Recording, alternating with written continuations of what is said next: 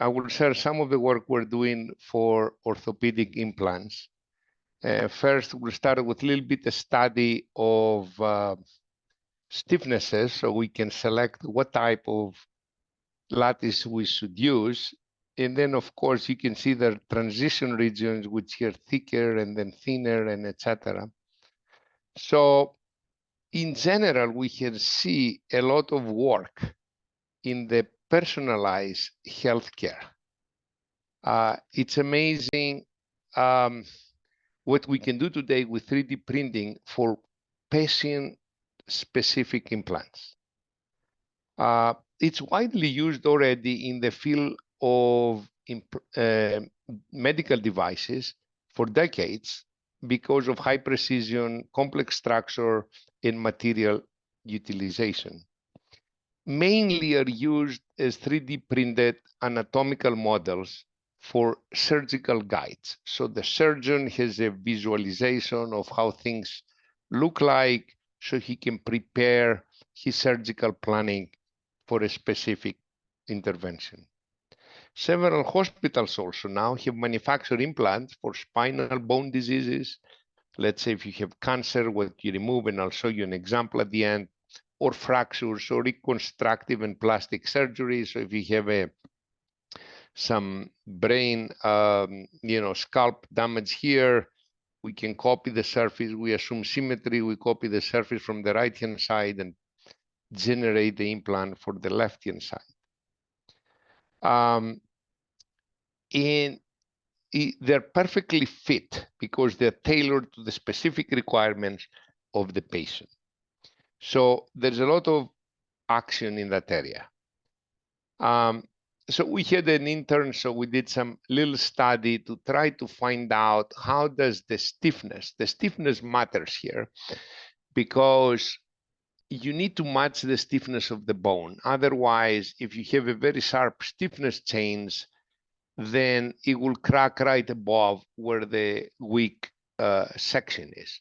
So we will try to have some a priori to just build some mini AI, some a priori knowledge of what is the stiffness and the volume fraction, so we can select that. So and we can test them in the lab, take some little samples here, and Jasmine test them in the lab, but we take the sample and we do a scan, let's say on the thickness, and we keep track automatically of the stiffness and the volume fraction.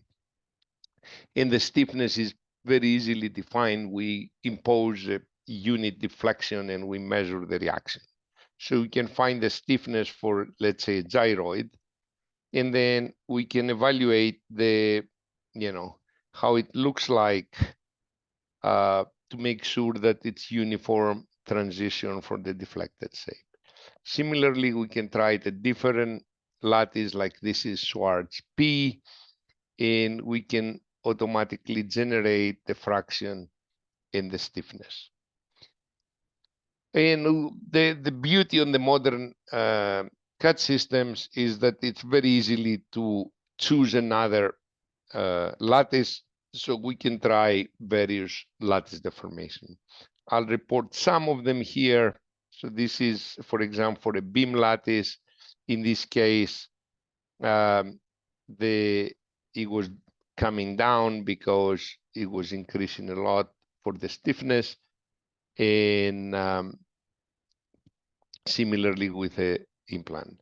Then you can try to plot the stiffness versus volume fractions for various gyroids, and you can have these curves ready a priori. So when you need, let's say, a specific stiffness, you can come here and choose. And it's funny that the gyroid here, it's the strongest for the same volume fraction, but after about 0.5, the Schwarz P becomes stronger. So these curves are necessary. We have populated a lot more. We don't have them ready here, but it helps you to a priori identify these things. Now, he says, okay, that's good, but how does a clinical workflow looks like for these things. It's a little bit tricky right now, and it's not automated, but it's amazingly effective. First, we have the first step is digital imaging and communications in medicine. This is the term DICOM, because you can generate from the CAT scan images the geometry. So there are really some nice free programs and some very expensive programs which you can read the DICOM data that come out of the CT scan machine and generate images like this, which they give you the internal geometry where the density is high. The next most challenging and manual step, it's not the visualization, but it's the segmentation. Somebody needs to come here manually and try to separate the femur from the other bones and make a decision which components to keep. We use a program called 3D Slicer, which help us convert these images to STL. Then you get the segmentation of existing organs and bones and export them to STL. So this process is tough, and it requires experience, and the STLs from you guys using these things are not very clean. They're jacketed, and I'll show you example. Then after you generate the geometry, you get together with the doctors and do the surgical planning. Let's say the example I will show you, it's a young lady, 14-year-old, had a big cancer, bone cancer tumor right here. So the surgeon says, I'm going to cut here, and I'm going to cut here, and I need to replace this part. So this surgical planning and meeting to define the slice planes, and then during surgery, they need to have some locking devices so the top and bottom bones don't move apart. So it will be very easy to maintain their positions and insert your new implant. Then the next step is to do the implant design and try to use tools, modern tools today, like generative design. So if we know the loads on the top, and we do for the patient's weight, we know the tops of the load, we know where the interface will be to support it, we can do a generative design and generate the solid geometry required within. And then we can put lattice around it for osseointegration. So it requires generative design, lattice structure generation tools, structural simulation, so we can make sure it won't break for the specific patient weight. Let's say some of them are 5 times the weight, the normal load. So they're significant loads. And then we need to use some design for additive manufacturing so we can make sure it's printable. Then the next step will be to print and post-process. Printing is relatively trivial, okay? But the post-process is not, because you need to make sure you depower the part well, you clean it well, you have surface finish in some areas. And then, as we saw in the previous presentation, you need to do good quality control to do the inspection. And finally, you have to do the surgery. Okay, so I'll work you through a little example. This is the young lady, 14-year-old, big bone cancer here. And this is sort of the results from the CAT scan in the DICOM file. The good news, there is nice software, which is public domain, developed by the US Health Department. So we can use to generate the STL for this. The hardest part for me, at least, and that's where I need assistance, how to separate. You need to know the anatomy well. So from these funny images, you need to circle around and define which parts you keep and which parts you don't need to involve.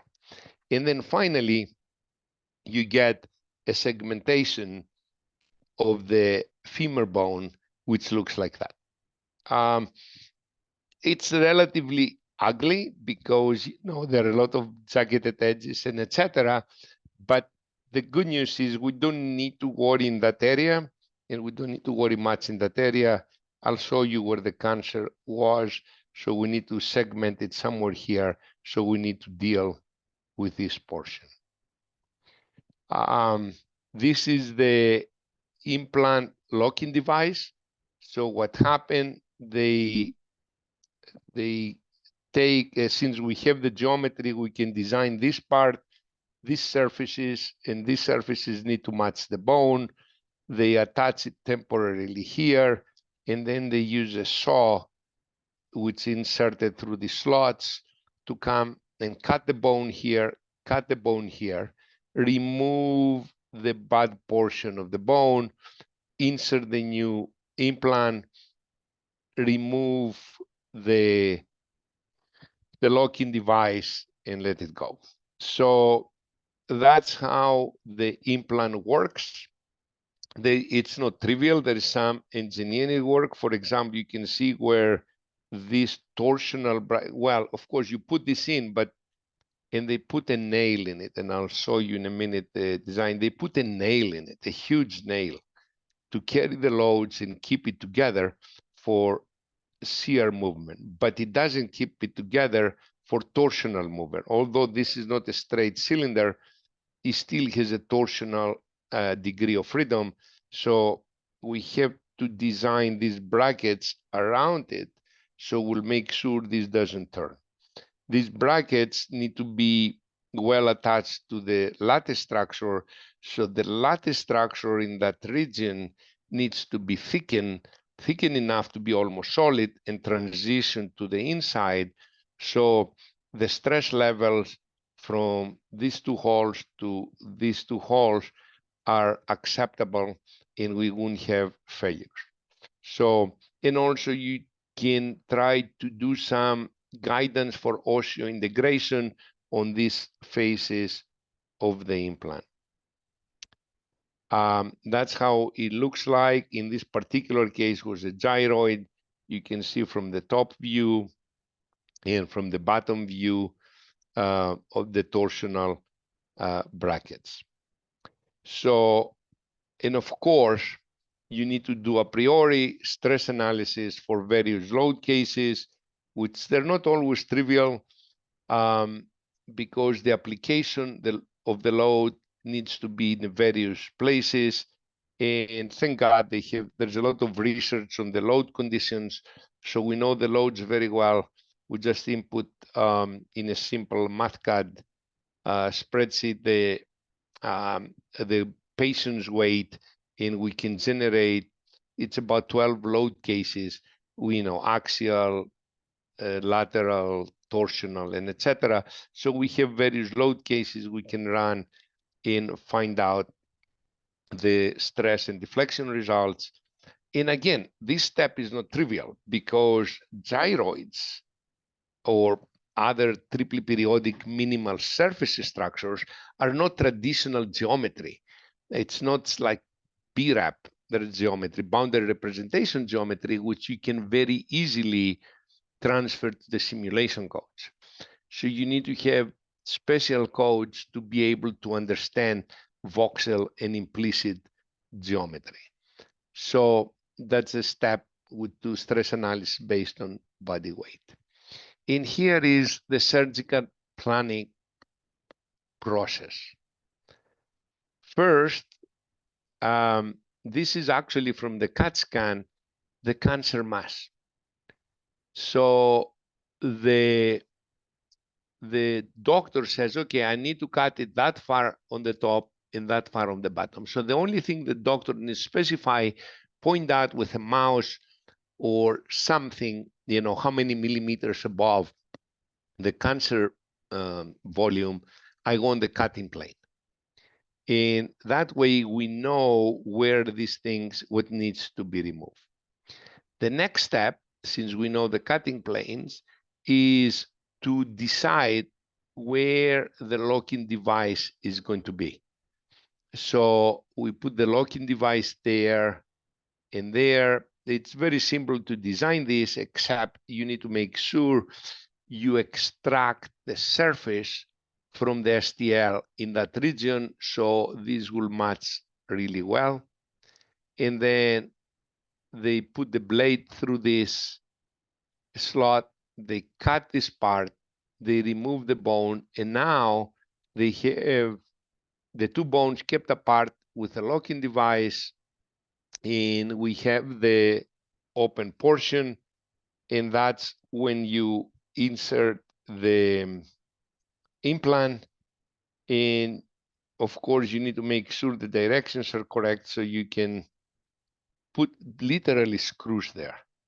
They're not like drywall screws, but they're, screws they can, they're FDA approved, and some of them have appropriate lattice structure infill, so they have osseointegration, so this can be removed. So this is one piece lattice.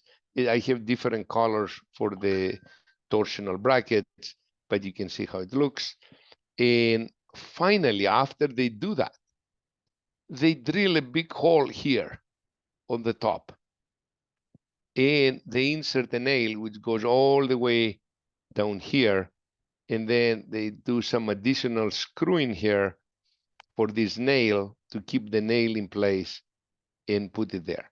I don't have the screws because the doctor decides on the spot where to put it, but I do have some x-rays so you can see where they go. So this is sort of the process. The challenge is these things need to be very fast, because if the tumor grows or it's a fracture, you can wait weeks for the engineering team to design that. You need to have the process sort of automated, so after you get the STL from the CAT scan to be able to generate this. This is a cross-sectional view, so you can see where the nail is. So the nail comes from the top. I was always wondering how in the heck they drill that, but you will see they bend the leg, so they expose this portion so they can drill this piece. That's the only thing they need to drill. The rest we already accounted for, so the nail will come all the way in that portion. And then they will put screws here, in here, in here, and then they will remove the holding locking device. This is so you can see what happened. They bend the legs, so this is exposed on the top so they can drill. You see here, you can see better that there is a path to do this drill. It's horrible. I mean, now we have better techniques to do that, and I try to put a mechanism here so they don't have to use that nail, but we're not there yet because the regulatory requirements are very difficult. So this is an approved nail. So you can see at the surgery, this is the two nails for the torsional bracket, and this is the two screws which they attach the nail, and there is one more screw there which attach the top nails, and the two screws here for that. So this is the two views right after the surgery, and you can see the bottom of this thing. Actually, I have that bottom here. I don't know if you can see the 3D printed part. And this is in 2 weeks, and this is in 6 weeks of operation. In summary, all of this is great, but what barriers do we have? Why this is not widely used at? Well, there are several barriers, but what about to overcome these barriers? There is challenges to quickly produce patient-specific anatomical models at the point of care. This particular young lady was in Israel, and I was in Colorado. So there is some challenge there. So we need to make sure we transfer the files quickly, we do the work, we send the files, and they have a printer on board, and it's ready to print the file. So we need to have what we call in the defense, aerospace, and automotive and um, uh, industries, the digital thread. We need to be able to send them a file which it's not just a CAD file of the implant, which matches perfectly, but we need to send them the print orientation, the supports, the nesting of the individual components, and all of this assembly of components need to be ready to print. So with an open file print. So print on demand, on location. The other challenge we have is to find the personnel, bioengineers with multidisciplinary knowledge, that they know the tools from CAT scans to ready-to-use implants. This is very difficult to find because we don't teach in engineering schools this type of things. So, and they need to understand the anatomy, they need to understand the surgical process. So there's a lot of challenge of finding people to be either on the hospital, on the point of care, or in an engineering office. They can do that.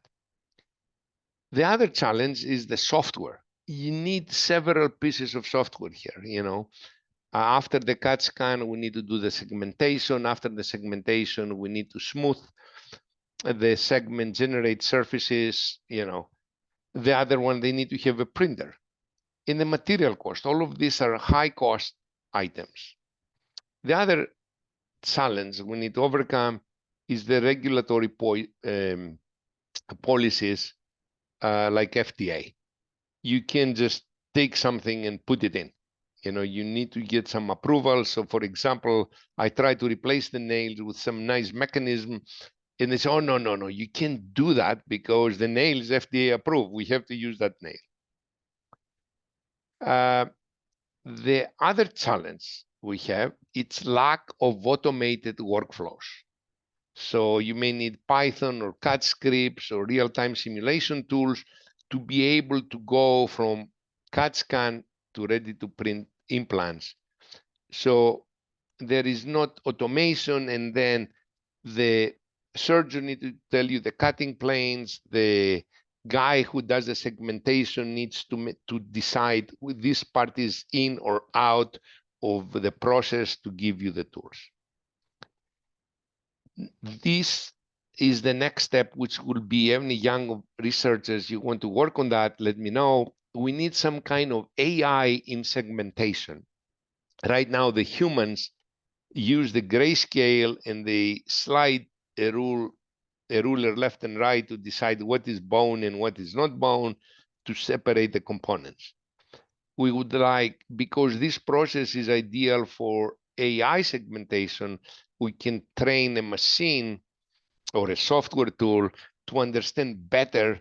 You see this mess and you don't know, is this a bone or not a bone? So somebody comes and selects this and tell us what it is. In the other one, which needs to improve, is the augmented reality and virtual reality application will eliminate the need for surgical planning models. Right now, we build the models so the surgeon can touch and feel, orient, and use a marker and say what I want to cut.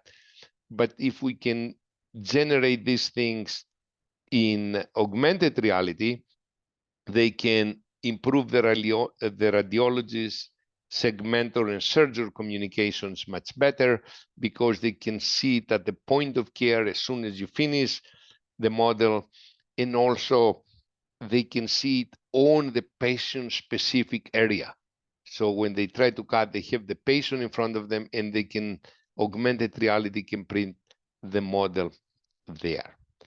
So that's sort of the summary of this little project. I'll be delighted to answer any questions. Thank you.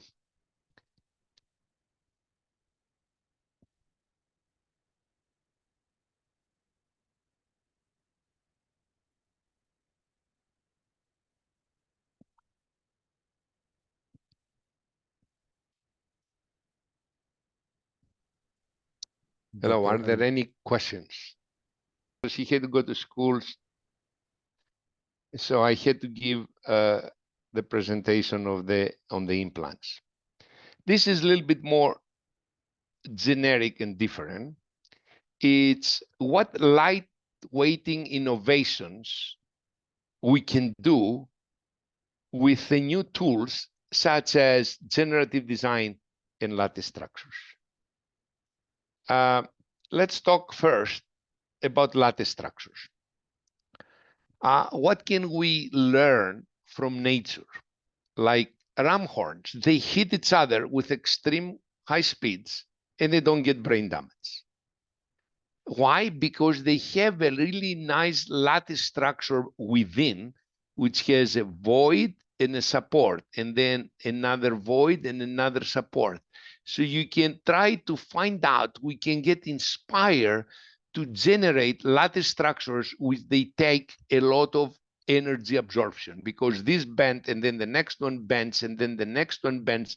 If things in bending absorb a lot of energy, the strain energy is high and it propagates through, and by the time it goes to the brain, it has been dissipated. So we get ideas to do. So this is one of the lattice structure I use for, believe it or not, rockets. If the rocket goes up, there's a lot of strong load at the launch. So if you put a ring designed by this structure, try to visualize this as a circular around it, and you load it, it absorbs energy and it doesn't need impact resistance on the bottom.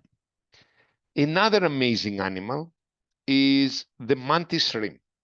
After this talk, you should go search on YouTube about mantis shrimp. It's a shrimp, it looks like a little lobster, and it has this club, and that club somehow loads, and it's ready to go. And when a crab passes by, he smashes it with 10,000 G. It's the strongest animal on earth. And say, how in the heck can it do that? And it doesn't break the claws. It breaks the crabs, it breaks.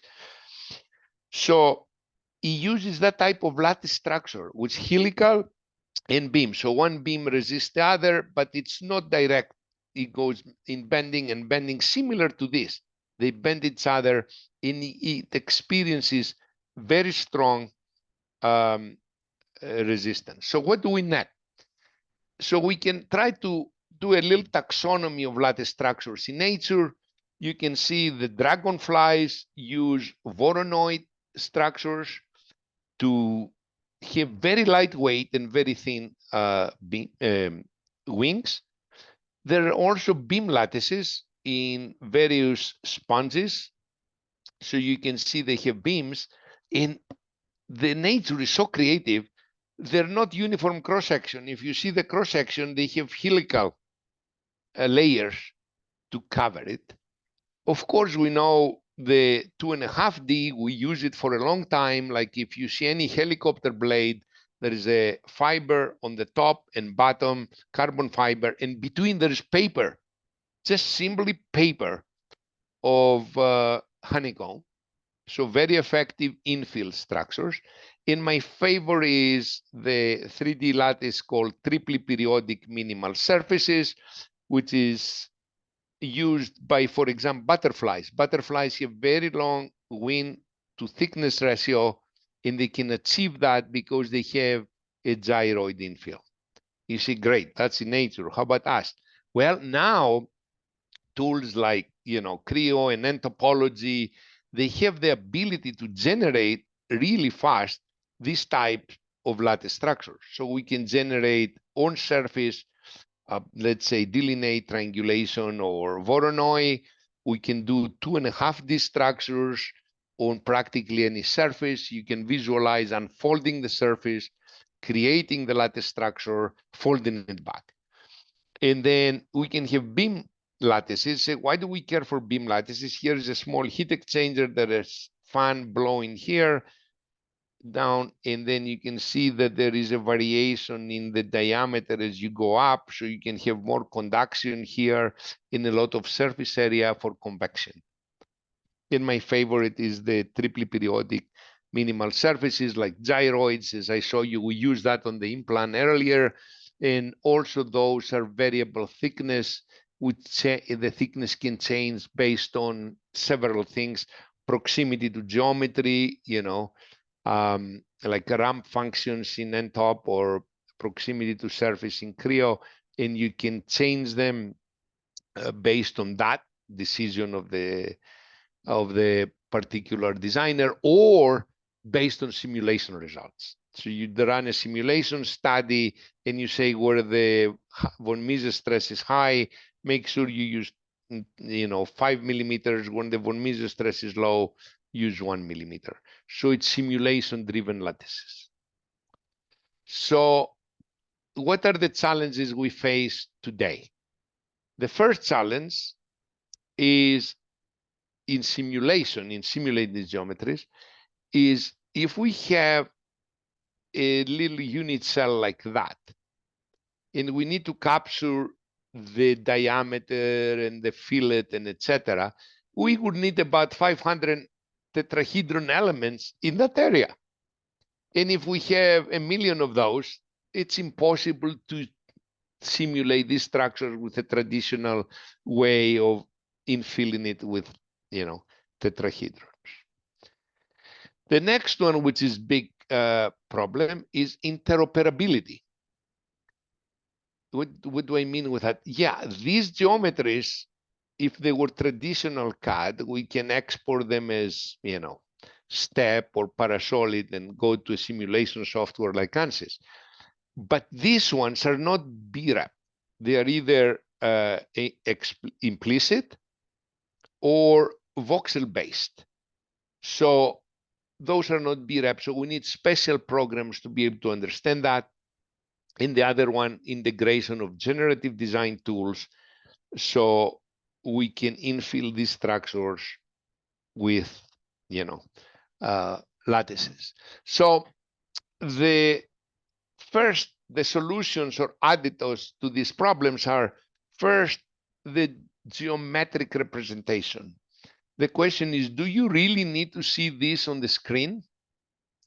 Or we can give you a simplified representation, which it will contain only the beams, the lines connecting point A and connecting B, and say, yeah, but then if I don't see it, what? I see a line. How do I print it? How do I manufacture it? How do I inspect it?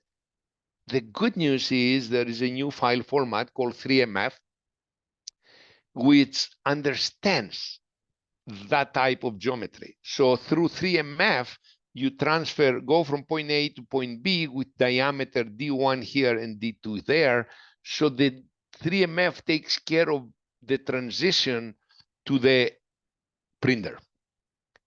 And now, how about the simulation software? Well, simulation software can understand now that this is a beam. So it will simulate it with beam elements instead of tetrahedrons. You say, yeah, but how about if I have 2 million of these unit cells? Well, then we need the tools, and some of them do that, to homogenize the geometry. Take a unit cell, squeeze it in, out, left and right, find the equivalent stiffness, homogenization. And you will see some of these examples in a later presentation from Mikey Vlahinos.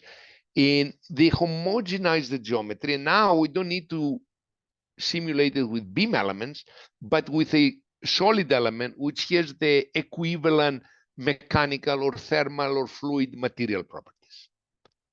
How can it be equivalent mechanical? Well, we'll give you the modulus of elasticity in X, Y, and Z directions. And how can it be thermal? Or we'll give you the Kx, Ky, the thermal conductivity in X, Y, and Z directions. How being the fluids? Well, we'll give you the porosity, so you can use porous media to find the fluid simulation results. Also, ANSYS have something called, it's an amazing new tools called Discovery Life, which produce real-time simulation tools. Real-time, I'm in the industry for 40 years. I never thought we'll simulate at the speed of the design. We design something, boom, and we see the simulation results because understand voxel in segmented geometry. And finally, in generative design, we can use the homogenized material properties we had from here, generate the optimum design, and then we will infill that generative design with a lattice structure. In summary, if we have small size components, let's say up to 5,000 elements, the traditional BREP geometry will do it. If you have from 10,000 to 100,000, beam elements will do it. But if you have more than that, more than 1 million, homogenization with uncertainty, and I can talk some other time about that, can do the job. So you can, depending on the number of cells and the complexity of the structure, you can use either full geometry simulation, simplified simulation, or homogenization. If any of you are interested in that, let me know. We have a course. We teach you how to do that, how to simulate complex geometries for additive manufacturing. Then the next question is, how do I choose the right unit cell?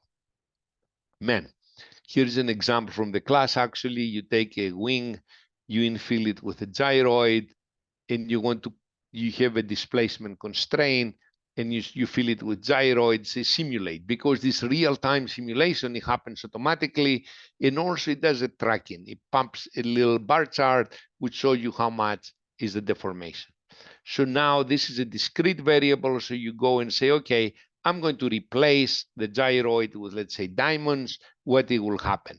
That's the infill of the gyroids. You can see how you infill that wing, and it keeps track of the deflection. Then you go and say, okay, let me use a different primitive here, a different primitive lattice feature. And all of a sudden you start, as you try the different lattices, you need to keep track of the lattice feature you use, so the software can help you identify the deflection. So you can see, oh, this make it more and this make it more. And then you can do, because these things are integrated, you can say, okay, now I choose which lattice. What is the size of the lattice? What you can do is say, okay, I'll take the height of the gyroid, and I'll make it a parameter. It is a parameter, but I will make it a design variable. And I'll take the simulation results. That's the other beauty in the modern CAD system. And if you young guys start using these things, if the simulation is integrated, like in Creo and in topology, you can featurize the result.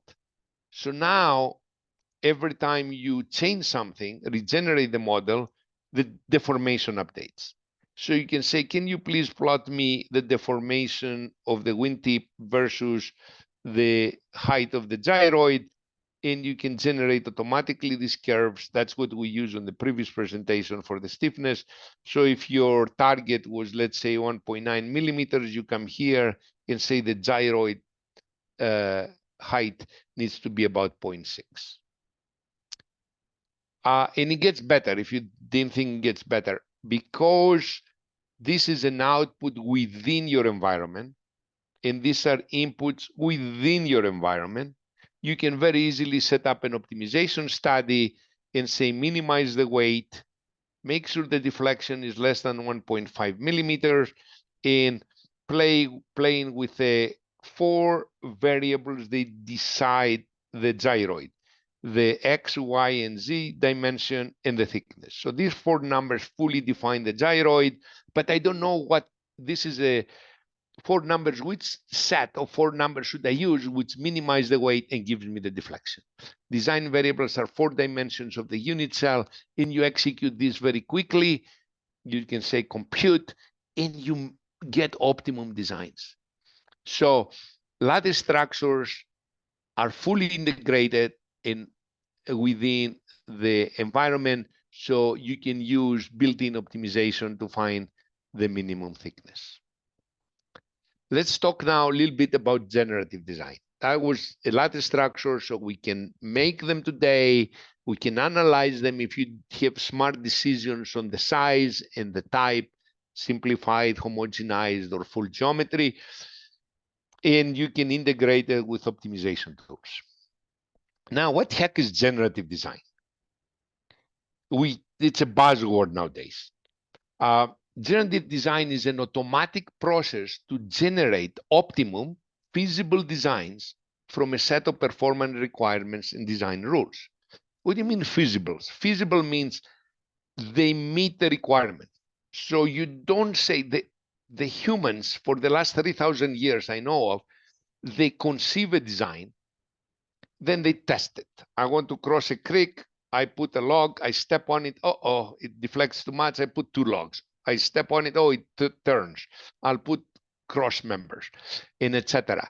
Or in the modern world, we conceive a design, we build it in CAD, we send it to FAA, and we see what happens.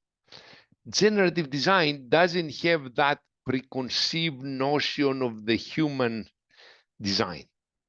And the humans are doing very good, okay? Eiffel Towers, and we have helicopters and airplanes for a long time.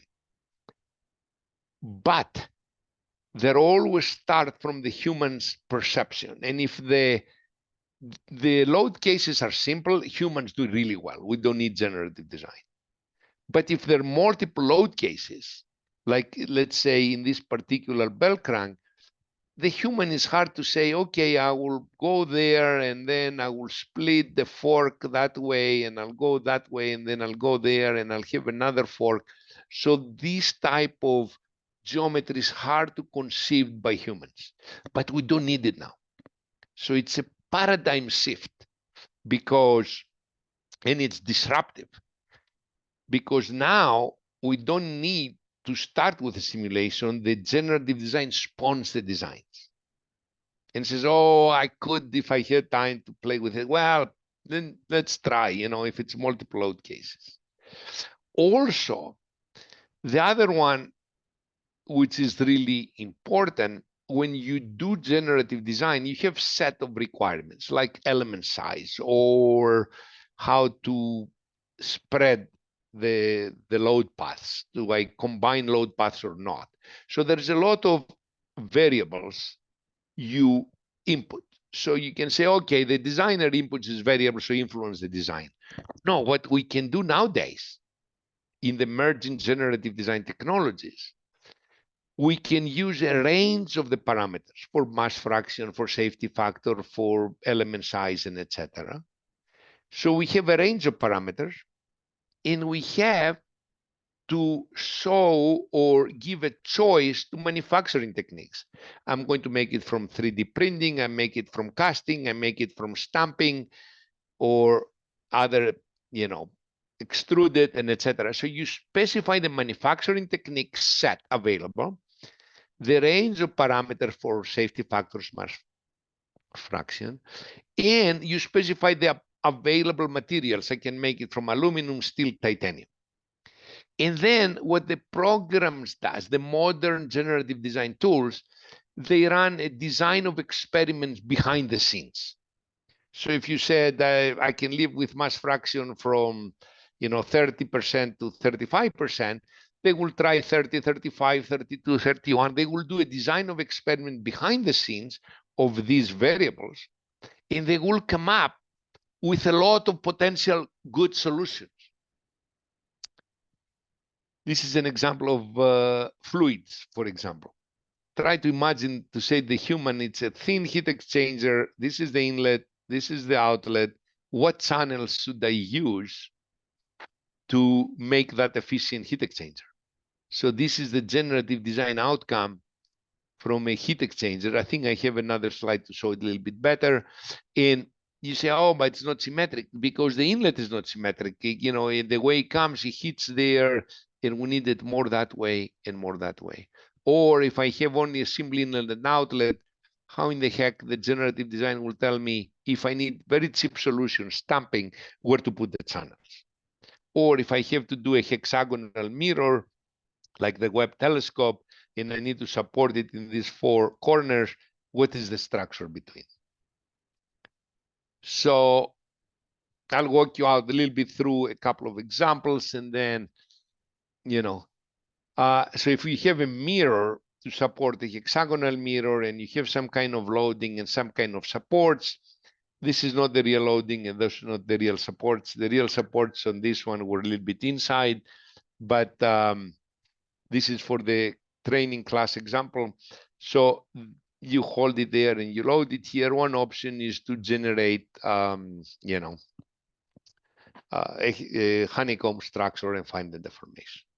See, is there anything you can do better than that? Yes. If I use generative design with no manufacturing constraints, I get something like that. It looks like fingers. Okay, so the human hand is designed to take a flat plate and hold it. And then it has here sort of, you can see an I-beam, the top fibers and the bottom fibers and between a web, but it's, you know, in 3 dimensions. But this is very difficult to build. So you can say, man, this has no manufacturing constraints. Yeah, it looks anthropomorphic and it looks, you know, organic, but I can make it. Even with 3D printing, because you will need internal supports. How about if I say I want to do the same structure, but 2.5 axis CNC constraint? So it says, oh, if you want CNC constraint, we'll go like that.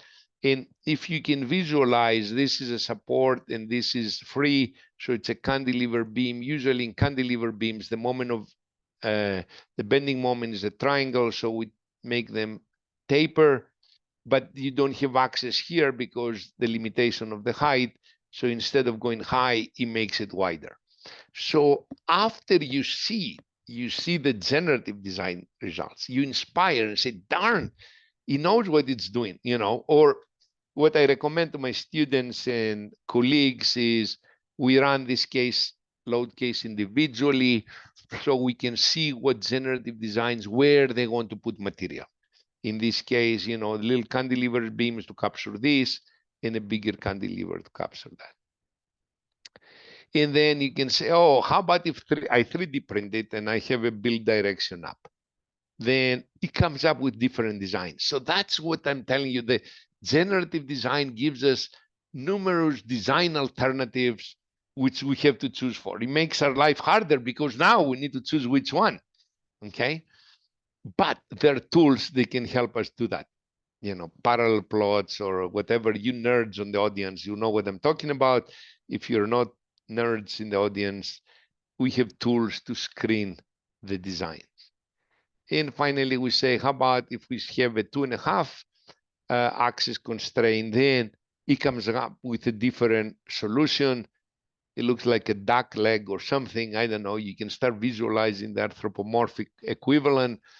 And the other beauty on these things, generative design is sort of an extension of topology optimization. And if you're old enough, some of you, you will know that topology optimization is out for 30 years. And I was super excited when I first saw it. You know, it was a program called Genesis, which I used, and a colleague of mine from another university was the author.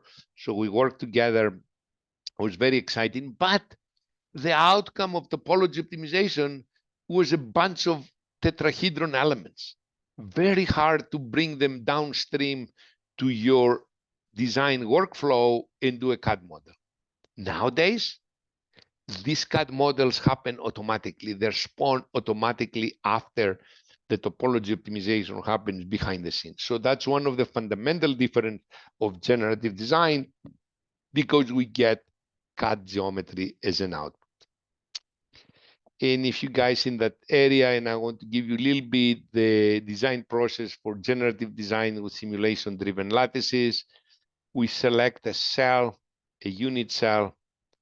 We do homogenization. We compute through homogenization the equivalent EX, Y, Z, the mass fraction, the geometric efficiency index, you know, the stiffness over the reduction of the mass. Because if you improve the stiffness by 50%, but you increase the mass by 50%, then it doesn't do any good. So we need to find the ratio. and then the Poisson ratio in 3 directions, the thermal conductivity, the coefficient of thermal expansion, and porous media properties for CFT. Then, so the homogenization provides this, we define the design space, we run the topology optimization, we get the optimal design. Typically, again, I give you example from the class because most of my examples are aerospace. So you specify the preserved geometry in the design space in the homogenized property, and you get a generative design. Then you can run a simulation to find the stress field of this design. So high stress there, higher stress there, higher stress there. And then you infill the geometry with simulation-driven lattice, which you can say, oh, this is, let's say, a stochastic lattice, put a lot more elements here than there. So the density of the lattice, it's proportional to the stress. So this is the process we use. And here is also a visual summary of the same thing to, see it in a separate slide. Preserved geometry, design domain, generative design, simulation-driven lattices. And also we can have the red blocks and say, oh, this is the excluded geometry. Don't put anything there. Use this as design domain and preserve that geometry. And put some fixed constraints and some cylindrical constraints. Again, the constraints are important to put the right constraints, and you get a generative design with this solid geometry. Look, this is hard for a human to come back and say, oh, look, I will have this, I will change the section, I will have an extra part here to support it, I will have fillets here. I mean, it's really amazing. And this is a simple class example, okay? How creative the designs are. It helps you accelerate innovation. But this was with solid material, no homogenization. If you use homogenization, the structure is not as strong, so it requires more material. But then you can say, aha, now I can take this CAD model and infill it, let's say, with a homogenized gyroid, and you can see again the simulation-driven impact. The gyroid thickness is much thicker here, thicker here, and thinner where it doesn't need them. And say, yeah, but how do you know it works? Well, of course, you need to do validation step, so you need to do the stress. And this is beautiful to me because all the areas work about equally hard. You see there's a blend of that, cyan color, and there are some reds too, but, overall, it's uniform stress everywhere. So all elements in the structure were equally hard. And you can find the deformation to validate your performance requirement. An example, I think I saw you a little bit last time. It's a heat exchanger. It's a compact high-performance avionics heat exchanger. The oil goes here and exits there, and the fuel goes here and exits there. And it uses gyroids. The wrench is there to show you that it's real, and we have to print it, so we take the picture. And this is a section view. Again, although, like the gentleman earlier asked about the process settings, you print a little bit part of the complex structure as a sample to validate your manufacturing process settings. So that's where that came from. And you can see the inlet for one and the outlet here because you have been cut down here. So you can see the little inlet there. So you can see these two slices here and the two slices here. So you can see how gyroid looks like. Very well intermingled structure. So this is some other photos of the view. It's hard to see here, but I can show you the, some section views so you can see inside. So here is the heat exchanger and it has a lattice feature outside for lightweighting, so I can have thin walls. A lattice feature inside, which acts as a screen and acts as a support for the local minima of the gyroid. Then we put the gyroid in. This is one piece now, it's just different color. And said, man, but I don't know if I don't want you to mix the fluid and the fuel. What can you do about it? Well, we can show the complementary volumes, so the fluid domain, let's say, of hot, and then show the fluid domain of the cold, so you can see that this inlet experience is only green and this inlet experience is only red. So they go around and around, and you can see how well they intermingle to do that. So if you use these tools, what you can do amazing designs like this. I couldn't dream about this design, let's say 5 years ago. I couldn't dream 3 years ago, because the tools were not there to build them, CAD tools, and simulation tools to analyze them, and manufacturing techniques to do it. Now, with additive manufacturing, we can do amazing designs. This one got the Cool Part Showcase first place in 2001. It got finalist for TCT PACE Award. It got the AMAG Award, and it got the TCT Aerospace Award in 2002.